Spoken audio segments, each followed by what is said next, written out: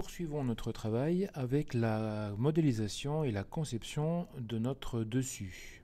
Pour ce faire, nous allons ouvrir et créer un nouveau fichier enregistré que nous allons appeler 2021 dessus. On enregistre. Esquisse, plan de sélection, fonction rectangle, point de départ le centre, hauteur de rectangle 500 par une largeur de 1200. On va donc dessiner le dessus vu de dessus. On va prendre la fonction congé et nous allons réaliser deux congés égaux et associés d'un rayon de 100 mm. Très bien. Fonction ligne, on vient donc récupérer le profil supérieur verticalement. On va réaliser en fait la pré-esquisse de la coupe d'onglet. On ne se prend pas trop la tête, on modélise simplement des lignes grossières avec le plus de contraintes possible a priori, qu'on va venir maintenant coter. Donc la largeur de chacune des traverses, des emboîtures, sera de 80 mm. 80 pour la traverse de gauche, 80 pour l'emboîture de face, et idem pour celle de droite. Et on va rester sur la même largeur pour la traverse arrière. Ça n'a aucun intérêt en termes de conception, mais c'est pas très gênant. Voilà, ensuite si on peut réaliser les esquisses, c'est des petites poches pour les crayons. Alors vous voyez, j'ai fait deux rectangles que je vais contraindre en dimension. Donc on va laisser sur 20 mm là d'espace par rapport à l'emboîture arrière, 20 mm. Les longueurs de chacun des rectangles vont être de 300 mm. Et puis ils sont décalés par rapport à l'arête des emboîtures de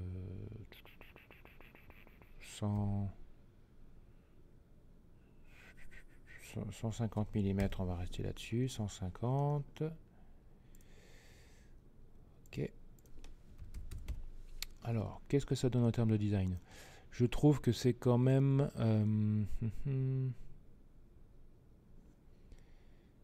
un peu large, donc on va dire que ça sera du 40. Voilà, les rectangles auront 40 mm. Voilà, je pense que c'est pas mal.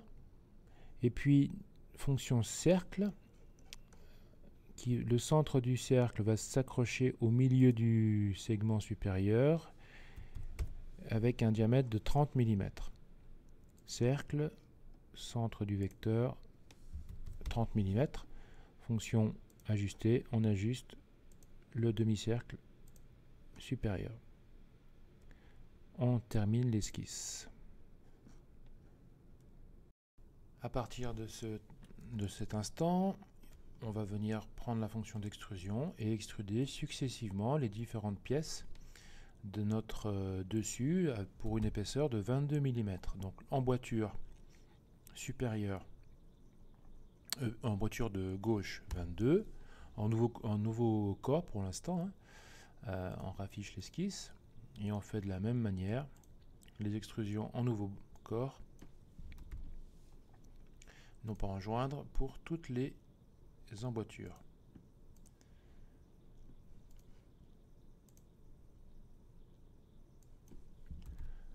« 22, nouveau corps. 22, nouveau corps. Ok, donc là j'ai réalisé mes 4 emboîtures et je vais prendre à nouveau la fonction d'extrusion, sélectionner toutes ces surfaces et toujours à 22 mm réaliser le panneau en nouveau corps. Je valide. Si j'analyse mon travail, j'ai bien toutes mes emboîtures plus le panneau central. Sur la face inférieure de notre dessus, chacune des pièces reçoit un congé de 10 mm. Donc je viens récupérer tous mes profils inférieurs et je leur donne une fonction congé de 10 mm. Ok. Revenons modifier l'esquisse.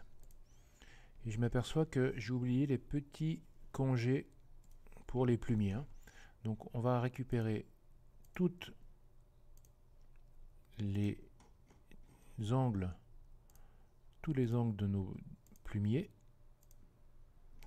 Voilà, on va tout prendre hein, d'un coup.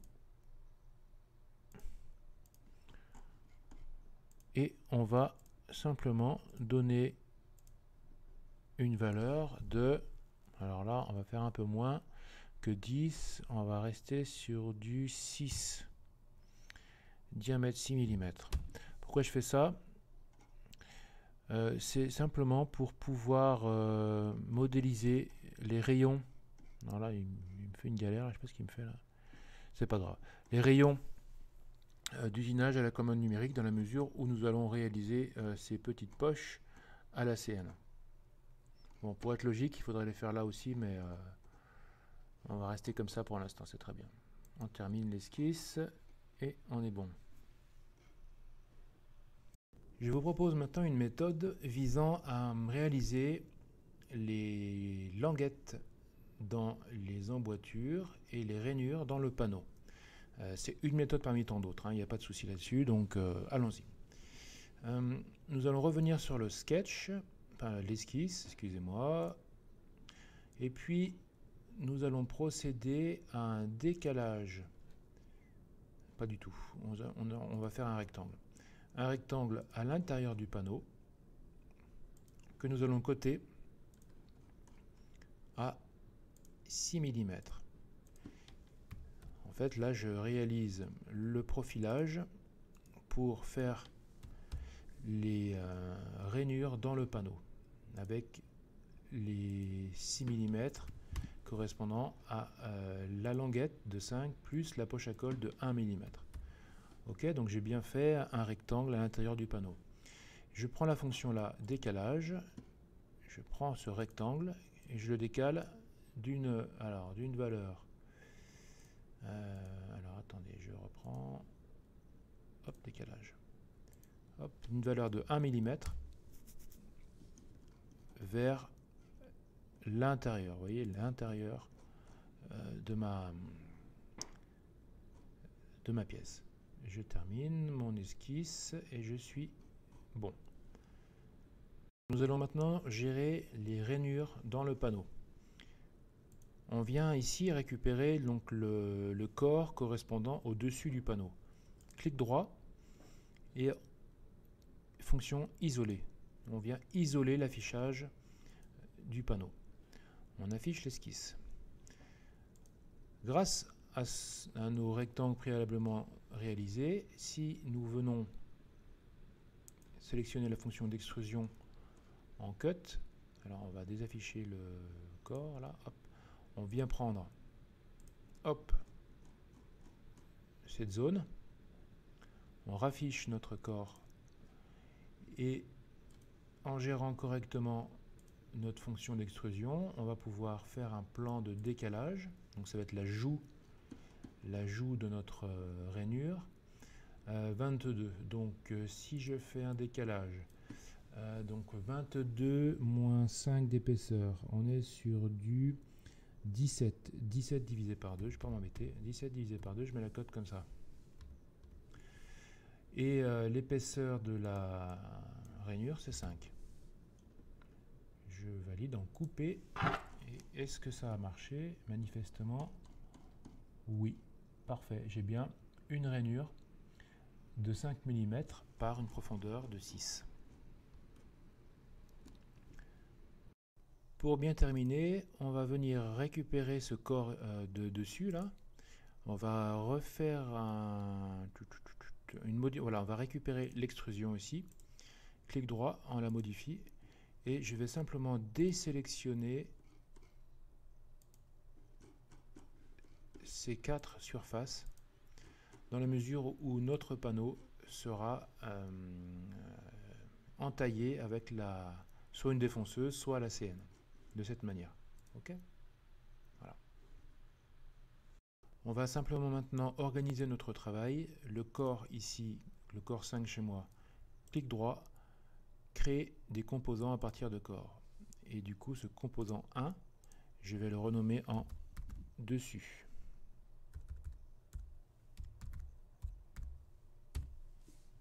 D'accord ? Vous allez faire pareil pour les autres corps. Le corps 1, créer des composants. On le renomme emboîture droite. Hein, donc vous faites pareil pour les autres emboîtures, donc à savoir emboîture avant, emboîture gauche et emboîture arrière. Je vous laisse faire. Alors, une fois que c'est fait, vous devriez avoir cette organisation, c'est-à-dire 4 emboîtures et un dessus en tant que composant. Prenez garde à bien activer la racine ici et je viens faire un clic droit sur l'esquisse pour faire une légère modification. On va faire simplement des petits traits ici. Alors attendez, laissez-moi bien réfléchir. On va les faire voilà, sur le rectangle extérieur. Voilà. Aux 4 angles, on va faire la même opération. Voilà, des petits segments horizontaux, verticaux ou perpendiculaires aux emboîtures. Voilà, et enfin le dernier.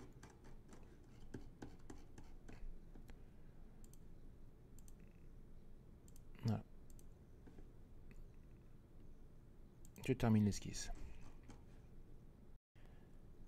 Poursuivons, sélectionnons par exemple l'emboîture de droite, on l'active et je viens faire une extrusion, pardon. Donc je vais bien prendre,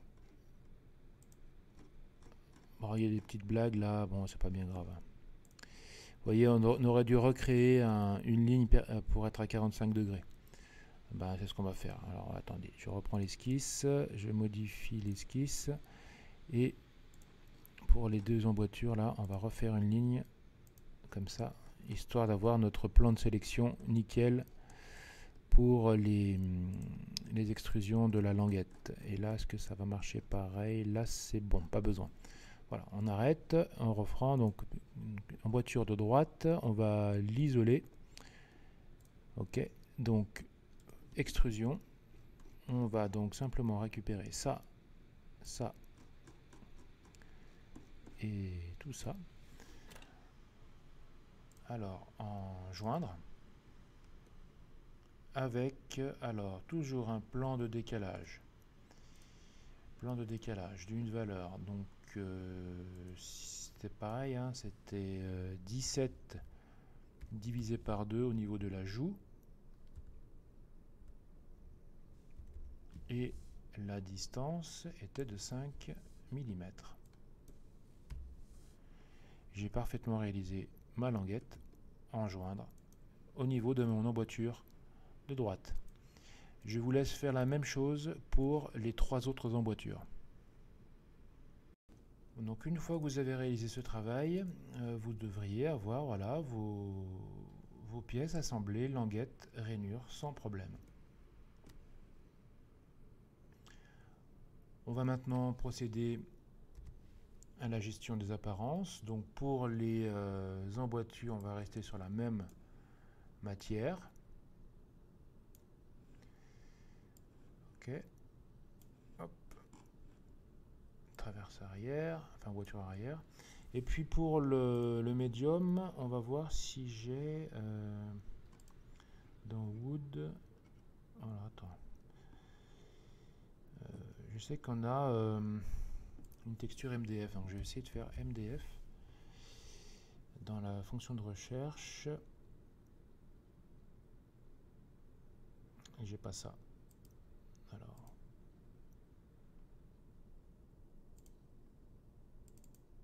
Ah si, MDF board, vous voyez. Donc dans la bibliothèque d'apparence, voilà, j'ai le panneau MDF, donc je l'applique, hop, à mon panneau.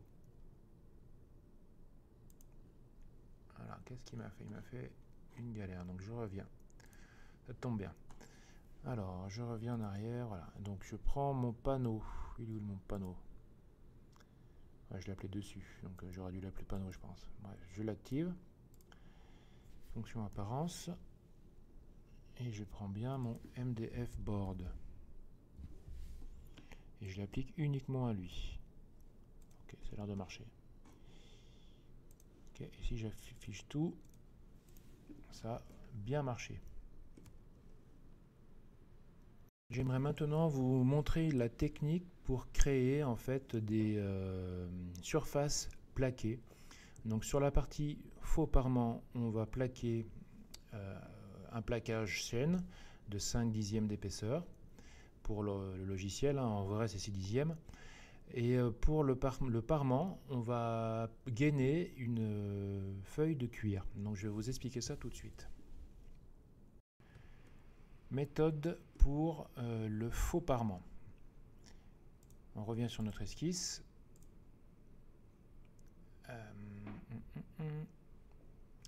Je vais faire un plan de décalage de ceci, d'une valeur de moins 10 mm. Je valide. Je termine l'esquisse. Je vais désafficher tous mes composants. Fonction d'extrusion. Alors, attention, il faut être très rigoureux. Je viens sélectionner toutes mes surfaces.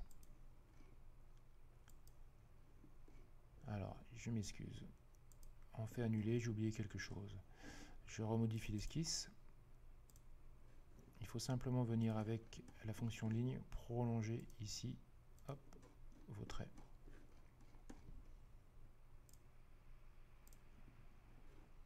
Ok. Fonction d'extrusion, je prends toutes les entités, il y en a pas mal, hein, donc il faut faire attention. Celle-ci, celle-ci, celle-ci. Voilà.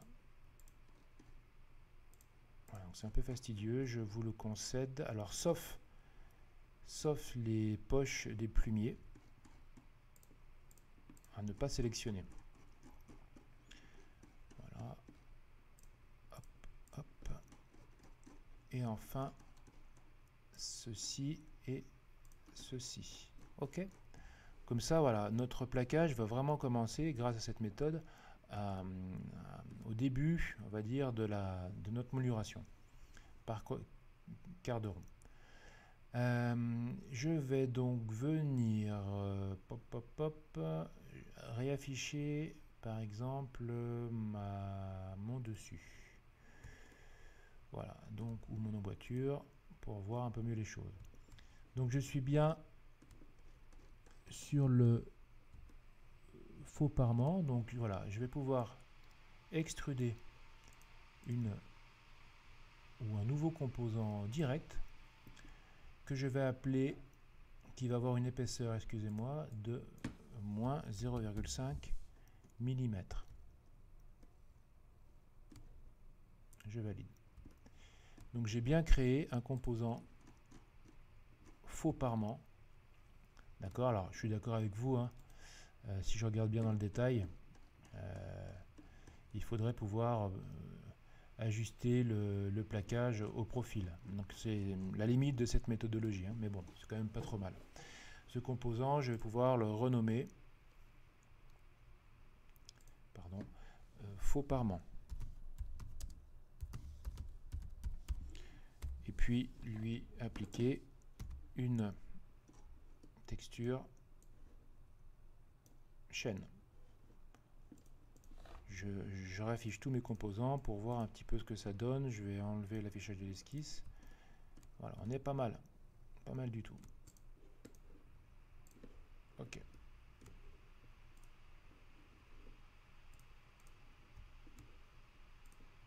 Ok, voilà, on est bien, pas de souci. Nous allons utiliser la même méthode pour en fait définir le parement qui sera un cuir.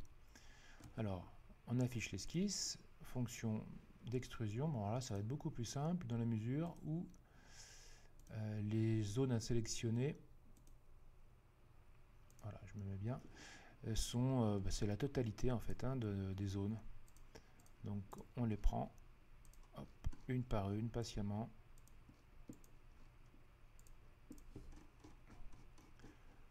Ok.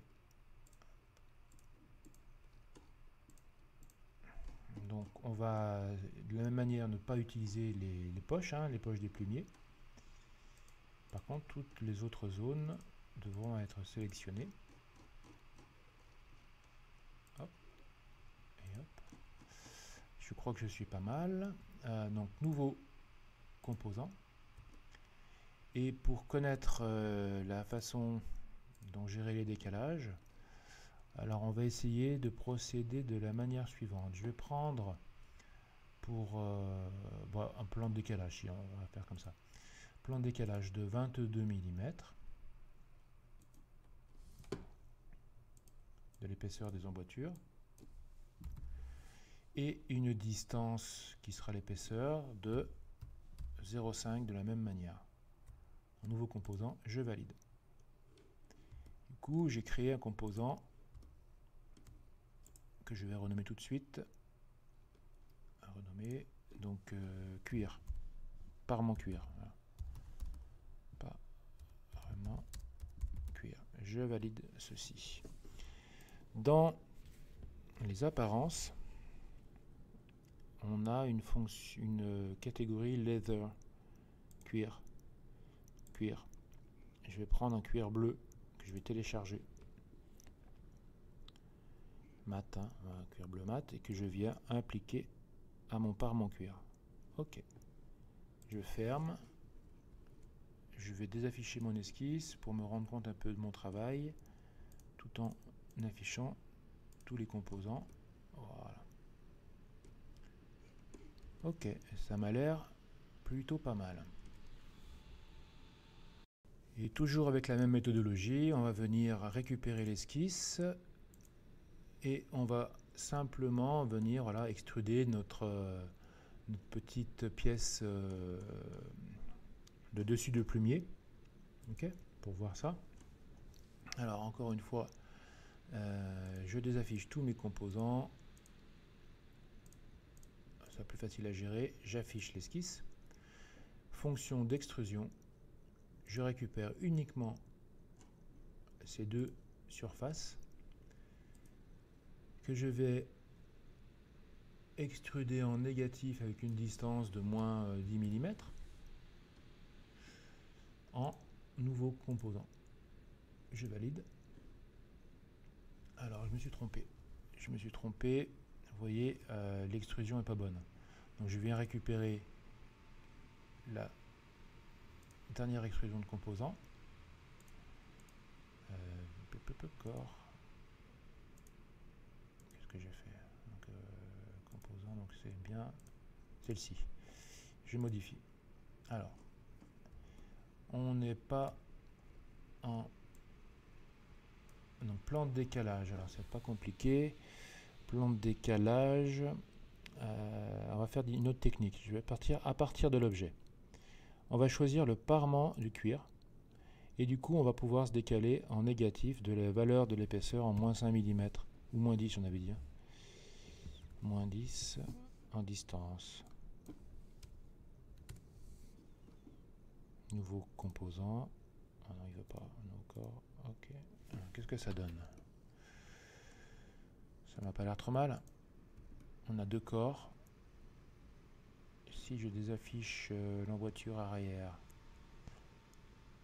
pour voir le parement cuir. Ah, je pense qu'on est bon. Ok, on valide. Fonction A, apparence.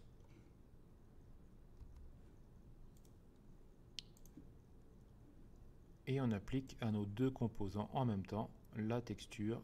Hop, chaîne, on valide. On active tout et je crois que on a fini notre dessus. Je vérifie quand même ce qu'on a fait, ça me semble plutôt pas mal. Je vais isoler les composants dessus là, et on va se faire plaisir un peu, on va faire un petit modifier, un petit chanfrein de propreté sur les surfaces supérieures d'une valeur de 1 mm. Okay. Voilà, on va rester comme ça, on peut même étendre le chanfrein. Bon, on va rester comme ça, c'est très bien. Je valide, j'attends qu'il réfléchisse un petit peu. Je réactive tous mes niveaux et je vois que j'ai bien fait mon petit chanfrein de propreté. On est bon. Alors voilà, maintenant on va faire la suite en positionnant ce dessus dans notre piétement. Alors pour ce faire, nous allons fermer notre fichier dessus, ouvrir notre bureau Scandinave Gainé et puis venir faire un glisser et déposer de notre composant dessus dans ce fichier. Alors, toujours fidèlement à notre méthodologie de travail, on va prépositionner notre dessus. Ok, et puis on va le déplacer de cette manière. Je valide. Alors regardez ce qui se passe. Si je viens déplacer mon composant, hop, j'ai vraiment mes composants qui ne sont pas liés puisqu'on ne les a pas liés dans le fichier initial. Alors pour ceci, il y a une technique. Vous prenez bien votre dessus d'un coup là et dans Assembler, vous faites un groupe rigide. Voilà, donc j'ai créé un groupe rigide. Qu'est-ce que ça fait? Voilà, du coup, tous vos composants sont interdépendants et liés ensemble. Alors bien sûr, si vous voulez éventuellement créer une animation de rotation de ces petites tablettes, eh ben, le groupe rigide sera un problème. Donc il faudra bien réfléchir à votre méthode de travail. Ensuite, eh ben, on va positionner notre dessus sur notre piétement. Fonction J, on capture la position. Alors je vous invite à récupérer la surface inférieure et le point central arrière en fonction rigide et même point d'accueil, donc la partie supérieure de la traverse et notre point centre. Ok, donc rappelez-vous, il ne fait suivre qu'une pièce de l'ensemble, mais tout va suivre. Et ce qu'on peut gérer là, c'est le décalage en profondeur de notre système. Je sais pas, on va peut-être décaler de moins 50 mm. Je valide. Et du coup, eh bien, j'ai un ensemble qui est terminé. Voilà, donc j'espère que cette vidéo a été instructive pour vous. Pour ceux qui veulent aller plus loin, on pourra réaliser des petites structures associées sous le dessus pour les plumiers. Donc, ou alors, comme le projet initial, insérer un textile pour le rangement des différents stylos dans le plumier. Je vous remercie.